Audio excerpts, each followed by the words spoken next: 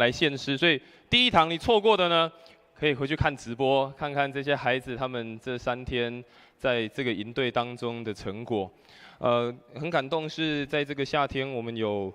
这些孩子来到我们的教会。不论是我们原本自己的主日学的孩子，或者是从外面来没有接触过教会的孩子，在这个地方透过我们的同工们、我们的主日学老师，透过我们这些提摩太的年轻人，带领他们，让他们有一个，我想应该是个非常难忘的一个暑假，非常难忘的营队。那也刚牧师感谢过，但是我也要再一次的感谢，鼓励我们弟兄姐妹。我们看见我们的儿童开始动起来了，我们的青少年也动起来，特别这些青少年，我真的要鼓励他们。我们真的要好好鼓励他们。有些人他们要补习，早上7点来，然后5点一结束就说我要去补习了，然后隔天早上还是7点半就来。有些人要去学校要去报到，一报到完第一件事情就是赶快回来夏令营来开始参与服事。有些人有学校的作业，但是他宁愿先放下来参与在夏令营的服事。甚至刚刚校长又有说到，这些老师们、同工们，他们愿意放弃自己的特休、请假，然后不辞辛劳从遥远的地方回来，就是为了要一起完成这样的营队。所以，当我们看到我们的教会开始有不一样的活力，我们的教会开始有一些不一样的行动的时候，也鼓励我们的弟兄姐妹，不论我们在哪一个牧区，不论我们在哪一个小组，我们参与在什么样的服事，我们都一起思考。特别在我们教会要开始继续的往前进，要前进到50周年的时候，愿神帮助我们，让我们都一起尽心，一起投入在每一个教会的聚会、每一个侍奉当中，让我们同心合意，一起来建造我们的教会。愿上帝赐福我们的教会，也愿上帝在这赐福我们这群同工。愿上帝纪念你们在这几天所做的这一切。在我们开始今天的讲道之前，我们也再一次来做一个祷告。亲爱的父神，感谢你，让我们在今天早上我们再一次的聚集，让我们在这个时刻，我们可以来用一个热切渴慕的心来聆听你的话语。主要帮助我们透过你圣经的话语，你圣经的教导，再一次成为我们生命当中的鼓励，成为我们生命当中的帮助。愿你的话在今早来成为我们生命成长改变的动力，也让我们真实的渴慕，专注的聆听。将以下的时间全然交托仰望，祷告奉主耶稣的基督圣名来求，阿们。好，上个月有跟大家一起分享过，我们来礼拜，我们为什么来礼拜？我们来礼拜到底是要来参与些什么？我们为什么在每一个主日的时候，我们要花时间来到这个地方？但这个礼拜，牧师要跟大家分享另外一个主题是：那既然我们每一个礼拜，我们都来做礼拜，我们都来参与不同的聚会，那我们在参与这些聚会，我们在参与这些礼拜的时候，我们真实的清楚知道我们在做些什么吗？上个月在分享当中，我说到，当我还是国中生，我跟我的父母一起来教会做礼拜，每个礼拜天，我就提着一个布袋，布袋里面就装着圣经，装着圣诗，然后来做礼拜。那台上的牧师在讲什么呢？其实我现在也没有什么印象了，甚至他讲什么我也听不太懂。那这个旁边的人站起来，我就跟着站起来；旁边人坐下，我就跟着坐下；旁边人要奉献，我就跟着奉献。就这样。其实我也不大知道，到底做礼拜要做些什么事情。或许我们每个礼拜天来参加聚会，每个礼拜天我们来参加主日的礼拜，我们也觉得习以为常了，就是前面一定要祷告，一定要唱敬拜赞美，一定要诗歌，然后我们要读圣经、听讲道、奉献，然后程序就一模一样，然后这个礼拜又过去了，那下个礼拜又来差不多的程序，那我们有没有认真的去思考，或者是甚至在想，我在礼拜当中，我在这些的程序当中，我到底有没有领受到什么事情，或者在这个程序当中，我有没有看见上帝特别的作为在其中？但在继续分享之前，牧师要先问大家有没有期待每个礼拜来教会做礼拜？大家迟疑了一下，第一堂很干脆，第一堂都好有好的，我想大家是一定很期待的。不仅是可以来到上帝的殿中一起来敬拜，更重要也可以来到教会当中跟你旁边的弟兄姐妹建立关系。但让我们再仔细想，在每一次我们来参加主日礼拜的时候，我们都做了哪些事情？来到主日礼拜的时候，我们都做了哪些事情？那每一个主日我们来的时候，我们到底都在做什么？每一个礼拜我们来主日礼拜，每次来参加不同的聚会，我们到底都在做什么？所以，在继续分享今天以赛亚的经文之前，我们现在一起来思考一件事情，就是我们为什么来做礼拜？我们为什么来做礼拜？对当时的我说，我国中的时候有一半是被我父母逼的，就我爸妈说你一定要去，就是你一定要礼拜天就一定要去做礼拜。然后那时候国中就乖乖的啊，就是提着圣经圣诗就跟着去啊，到底做什么也不知道啊。我不知道大家为什么会来做礼拜，或者是你来做礼拜到底是为了什么？所以我们先一起来想这件事情。我们也一起来分享我们为什么来做礼拜。第一件事情，我们来做礼拜是因为这是来自于上帝他亲自的邀请。我们为什么来这边敬拜？我们为什么来这边崇拜？在于很重要的是，因为这是上帝亲自的邀请。在出埃及记的第7章16节，当摩西受到上帝的呼召，要他去找法老，跟法老说：“法老让以色列百姓离开，我要带他们离开这个为奴之地，让他们到一个新的地方。”于是，上帝透过摩西要去跟法老说什么呢？说：“容我的百姓去，好在旷野侍奉我。到如今你还不听。”摩西讲了一个非常关键的事情，他说：“让我的百姓走，目的是为了要在旷野当中来侍奉他。”所以，照刚的经文我们来看，上帝主动的邀请，而且上帝主动的要他的百姓到旷野当中去侍奉他。摩西说，他们要到旷野去侍奉。或者我们说服侍，在那个圣经的原文当中，它所指的是敬拜。上帝要摩西把这一群原本生活在为奴的埃及之地，生活在他们非常熟悉的环境当中，再一次把他们拉出来，拉到一个地方可以去亲近敬拜上帝，把他们分别出来。每一个礼拜，我们从礼拜1到礼拜6，我们都在我们自己的生活当中，我们都在自己的忙碌当中。但是礼拜天，不要忘记，上帝亲自邀请我们到他的面前来敬拜他。来到教会来做礼拜，第一个很重要的目的，为什么来？是上帝邀请我们来，好让我们可以去敬拜他。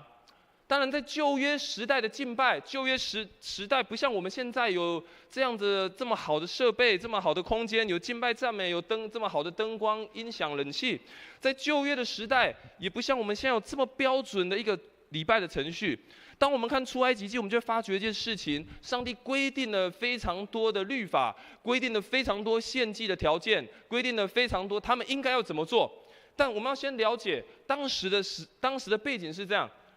以色列人要出埃及，进到一个新的环境，进到一个新的文化，进到迦南地，他们一定会遇到其他的信仰，遇到其他的宗教的价值观的挑战，所以上帝才在那个当中制定了一个标准给他们。因为在此之前没有一个共同的标准，每一个人对于自己的信仰有自己的崇拜的方式，对于自己的信仰有自己想要做的方式。上帝为了让以色列人不受到其他的民族影响，因而订定了许多的条例，让他们的信仰，让他们的礼拜，让他们所做的一切可以合乎上帝的心意，让他们真实的被拉出到一个地方，在旷野，在一个原本熟悉的地方，新的环境来敬拜他。所以第一个让我们清楚知道为什么来做礼拜，是来自于上帝亲自的邀请，好让我们可以敬拜，可以来崇拜他。第二件事情，我们为什么来做礼拜？第二件事情很重要的是，我们来做礼拜是因为上帝奇妙的作为。我们一起来做礼拜，是因为要一起来经历上帝奇妙的作为。哥林多前书11章24节，我们每一次要守圣餐的时候，常常会读到这段的经文。主耶稣说：“你们应该这样做，来纪念我。”耶稣在那个最后的晚餐，跟他的门徒说：“拨这饼，喝这杯，为的是要纪念我。”当门徒一起聚集，跟耶稣一起聚集的时候，在那里聚会，耶稣说：“不论你们拨饼、喝这个酒，或一同聚集的时候，目的是什么？为了要纪念耶稣。为什么纪念耶稣？因着耶稣他的受苦、他的受死之后的复活而欢庆。这是一个福音的好消息。我们可以在主日当中，因着耶稣胜过死亡、胜过一切罪的权势，让我们可以享受在他里面的福分，享受在他里面的恩典。这是一个非常值得庆祝的事情。让我们每一次礼拜，我们都领受上帝奇妙的作为。在每一次礼拜的时候，因着这样的好消息，这样福音的信息，使我们的生命有一个不一样的转变，让我们听见在我们平常生活当中，我们可能没有领受到的事情。什么是真实的好消息？耶稣在路加福音4章也如此说：主的灵在我的身上，他用高高我，叫我传福音给贫穷人，差遣我报告被掳的得释放，瞎眼得看见，受压制的得自由。这是一个好消息。每一次来礼拜，我们就是在期待上帝的作为，瞎眼的得看见，受掳的得自由，原本被压制的再次得着释放，让需要的人再次看见上帝的奇妙作为，也让我们每一个来参与礼拜的人期待上帝今天要在我们的生命当中来做新事。所以第一个很重要，为什么来做礼拜？期待上帝的奇妙作为，也看见耶稣基督胜过死亡、胜过罪的权势，带来那个复活的大能。第三个，为什么来做礼拜？我们来了解这是一个让我们跟上帝一个连结、双向沟通一个非常重要的管道。我们每一次来做礼拜是来连结我们跟上帝之间的关系。主耶稣基督在马太福音他也这么说：无论在哪里，只要有2、3人奉我的名聚会，那里就有我在他们中间。耶稣这么说：无论在哪里，只要有2、3个人奉我的名聚会，我就在他们中间。当有人奉耶稣的名一起聚集，当我们每一次一起聚会，每一次一起礼拜、一起敬拜的时候，我们就可以看见神是上与我们同在。奉上帝的名、奉耶稣的名聚会，经文非常清楚告诉我们，神就与我们同在，成为一个非常重要关系的连结。以弗所书1章23节说，教会就是他的身体，是那充满万有者所充满的。哥林多前书12章也这么说，就如身子是一个，却有许多的肢体。教会是主耶稣基督的身体，但我们每一个人也如同这个身体当中的肢体。当我们在每一次礼拜、每一次聚集、每一次聚会的时候，也不仅仅我们跟上帝有所连结，我们也跟我们身旁的肢体，就是坐在你旁边的弟兄姐妹有所连结。每一次来参加礼拜，是从神到我们，也从我们个人到你身旁的弟兄姐妹的连结。更重要的是，不要忘记一开始的经文所看到，2、3个人奉名聚会，他就与我们同在。所以每次来礼拜，为什么？是建立我们跟上帝的关系更亲密，也建立我们跟旁边的弟兄姐妹的关系更加的紧密，体会到上帝同在的美好。所以从这3件事情，让我们可以来再次的思考一件事情。刚刚说为什么来礼拜？第一个是因为上帝的邀请，第二个是因为可以来看见上帝奇妙作为，第三个是这是我们跟上帝还有我们跟我们旁边弟兄姐妹一个非常连结重要的管道。所以从这样看，都提到一个东西，就是提到上帝。所以每一次的礼拜、每一次的聚会、每一次在敬拜的时候，一定要以上帝为开始，不是从人做开始。每一次我们要聚集，每一次我们要聚会，要清楚的知道是从神开始，不是因着我自己的想法，不是因着我才来开始这件事情，不是因为我今天刚好有空，我今天刚好没有睡过头，不是因为我有需要。不是因为我喜欢这个空间，我喜欢这里的音乐，不是我喜欢听某一个牧师的讲道，不是我怎样我才来参加这次的聚会，我才来参加这一场的礼拜。不要忘记，每一次的礼拜，每一次的聚集，都是从神而开始，不是从我们开始。所以非常出名的宗教改革家马丁路德他也说，在敬拜中我们要做的事情不过是什么？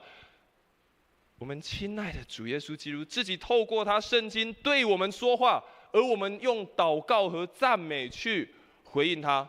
所以在整个聚会当中，在整个礼拜当中，最重要的就是有神的同在，有上帝的话语同在，由他作为开始，由他作为我们每一次聚集，我们每一次在礼拜当中最重要的一件事情。所以我们可以这么说，我们每一次的礼拜，每一次的聚会，都是以上帝的话语成为我们的中心。每一次的聚集，每一次的聚会，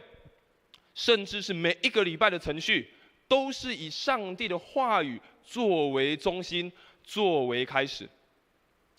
我不知道大家有没有认真看过周报，还是大家只会看周报里面的报告，还是会跟我以前一样，就真的周报看完了会算奉献的钱有没有加错？如果你认真看周报，我们周报有程序，但是在每一个程序当中，还有3个标题，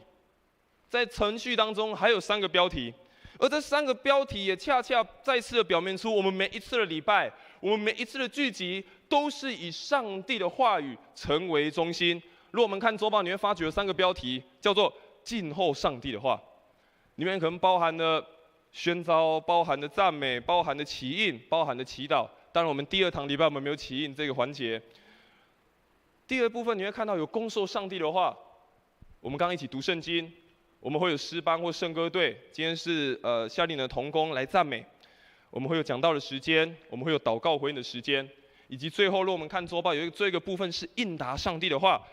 我们会透过我们所听到上帝的话语，听到上帝的教导，我们会有回应的诗歌，我们会有公祷的时刻，我们会有奉献，会有报告，关心我们身旁的弟兄姐妹，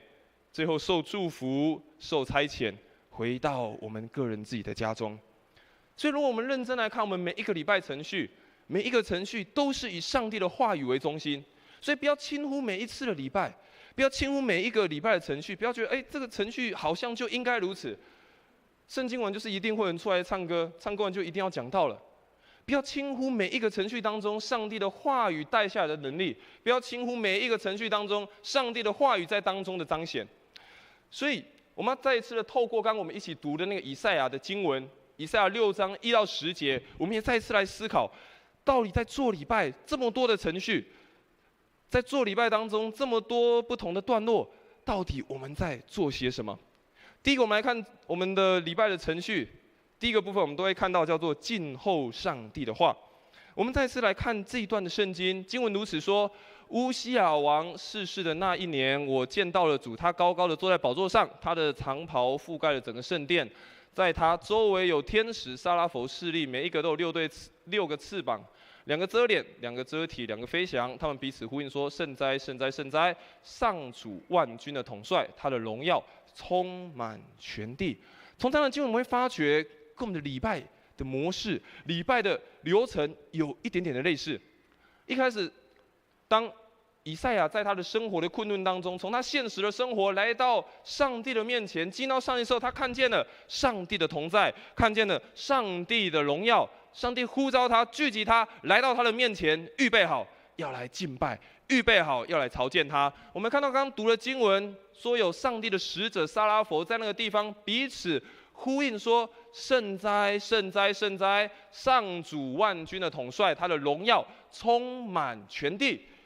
我们就看见上帝的使者在做什么事情，大声的赞美，大声的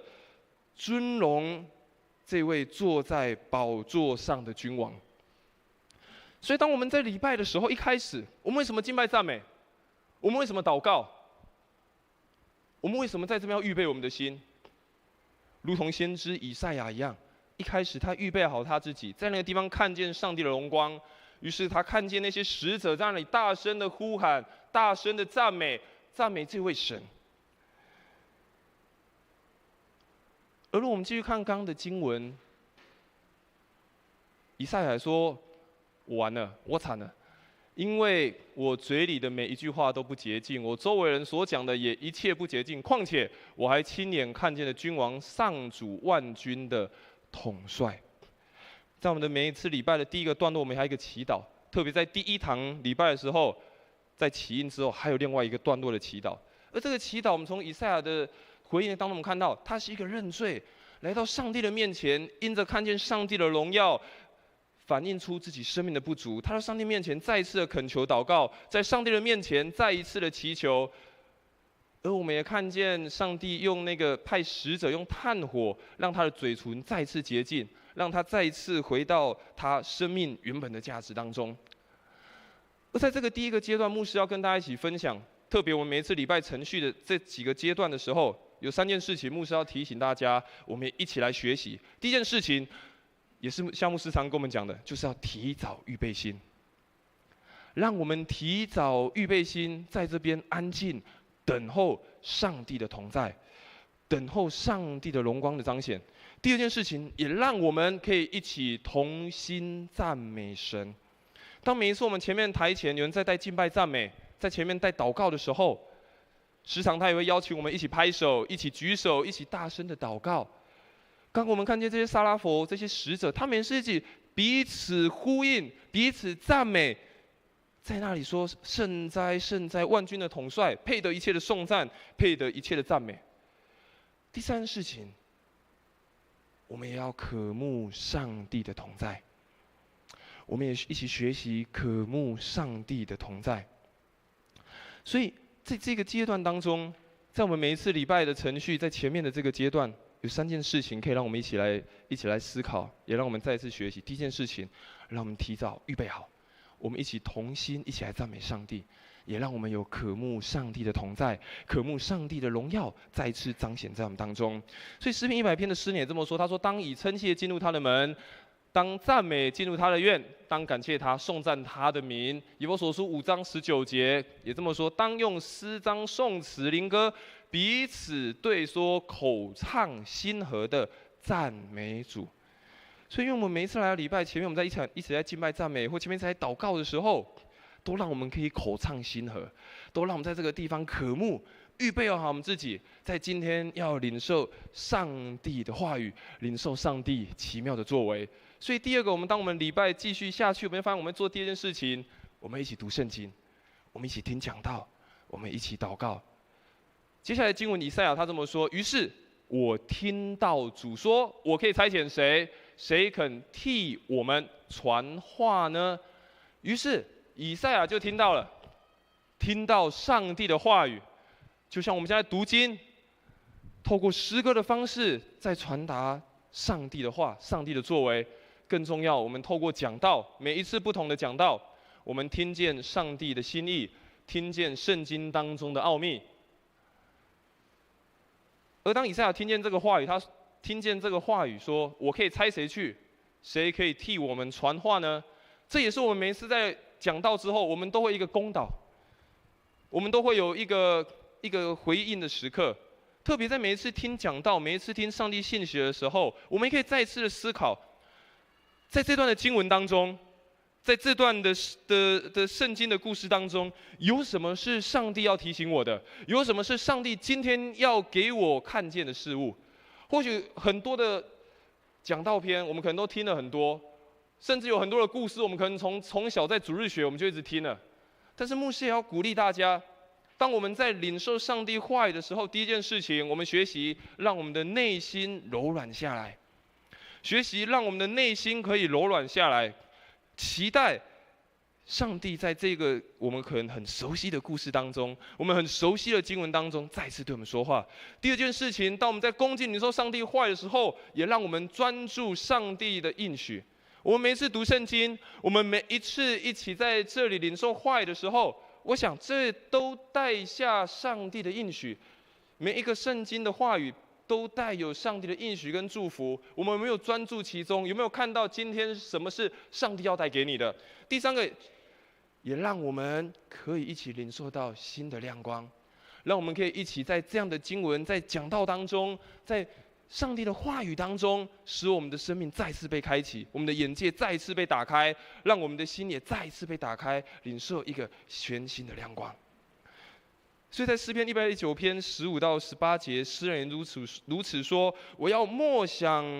你的训词，看重你的道路，我要在你的律例中自乐，我不忘记你的话。求你用厚恩待你的仆人，使我存活，我就遵守你的话。求你开我的眼睛，使我看出你律法中的奇妙。”所以每次我们在礼拜的这些程序，读圣经、圣歌队的赞美、诗班的赞美、聆听讲道，每跟上帝祷告：神啊，开我的眼睛，开我的耳朵，让我看出你话语当中的奇妙，让我看出你话语当中要对我所说的。第二件事情，当我们礼拜要进入到比较后半段了，第二件事情，我们就会进到应答上帝的话语。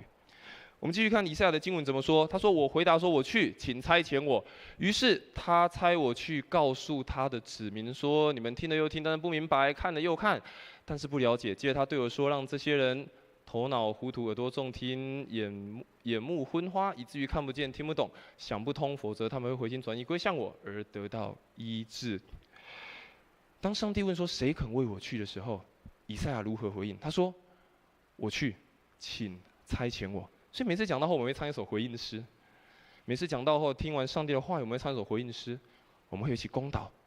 我们也会有奉献的时刻。这个奉献也绝对不是只有奉献金钱而已。这个奉献也绝不是只有奉献金钱而已。这个奉献也代表我们奉献的是我们每一个人的心智，奉献的是我们每一个人自己的生命。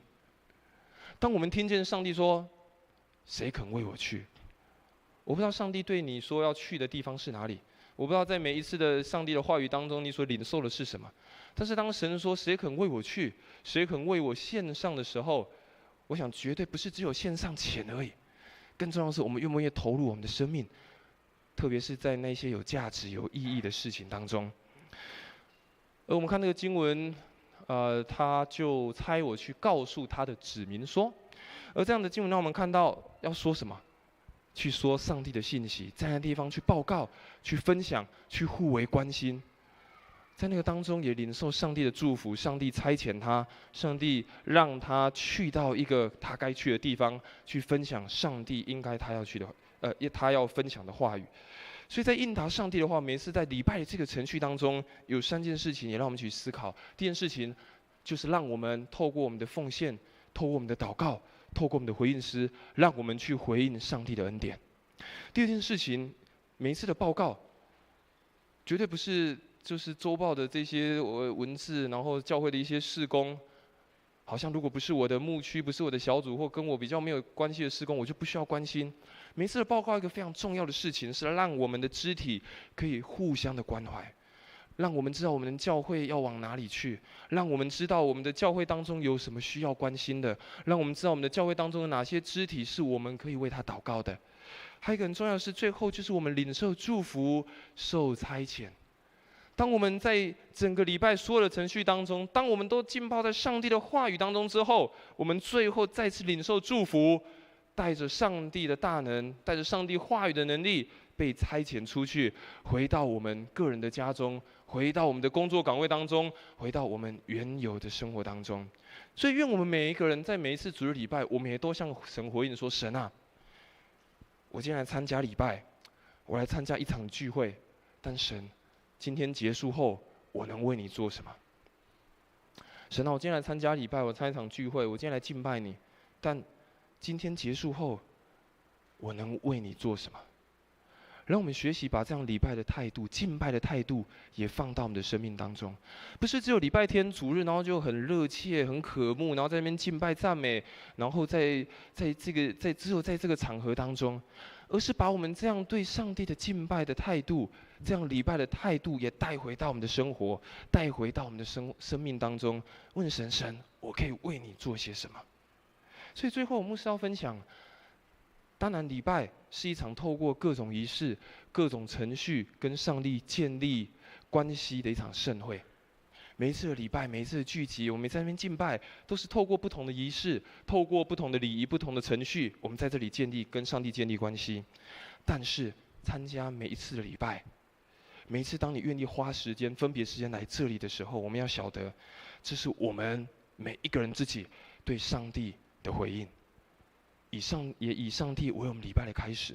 以我们敬拜的开始，也以我们每一次的礼拜的中心。每一次来，让我们抱持这样的心态：神，这是我对你的回应，所以我来到你当中。神，愿今天你的话语也再次成为我的中心。神的话语成为在今天礼拜当中我与你亲近的开始。当我们越来越清楚知道我为什么做礼拜，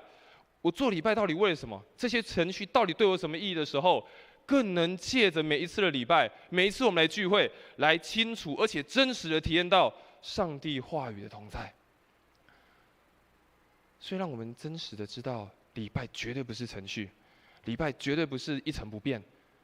好像什么东西就一定要接什么，什么东西就一定要做些什么，而是在讲一个故事。每一场礼拜，每一次聚会，都在讲一个故事，一个我们每一个弟兄姐妹跟上帝相遇的故事。所以，愿我们每一次礼拜都向上帝祷告：神，今天你要告诉我什么？神，今天要给我什么样的亮光？神，你今天要让我看见一个什么样新的故事？让我们清楚知道我们在做什么，让我们清楚知道我们为什么而来，让我们清楚知道上帝在今天要带给我们什么新的作为。因为上帝赐福我们，让我们在每一次参加聚会、每一次参加礼拜，甚至每一次参加小组的时候，我们都更清楚知道我为什么而来，我为什么而做。更重要的是，我要如何来回应。因为上帝赐福我们，我们一起来做一个祷告。神啊，感谢你，感谢你亲自的邀请我们，让我们可以经历你的奇妙恩典，也让我们可以建立与你美好的关系，也与我们身旁的弟兄姐妹建立美好的关系。主要让我们真的对你有一个热切渴慕的心，让我们愿意喜爱来到你的圣殿当中，来向你歌唱，来向你敬拜，来向你发出我们生命当中的颂赞。主啊，感谢你，让我们也在每一次的礼拜、每一次的聚会当中，发出我们生命的回应，说：主，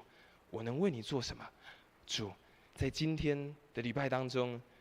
你要对我谱写出什么样的故事？愿神帮助我们，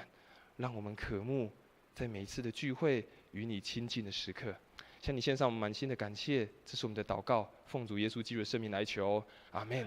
我们来唱一首回应的诗歌，这首诗歌叫做《爱中相遇》，我们一起坐着唱。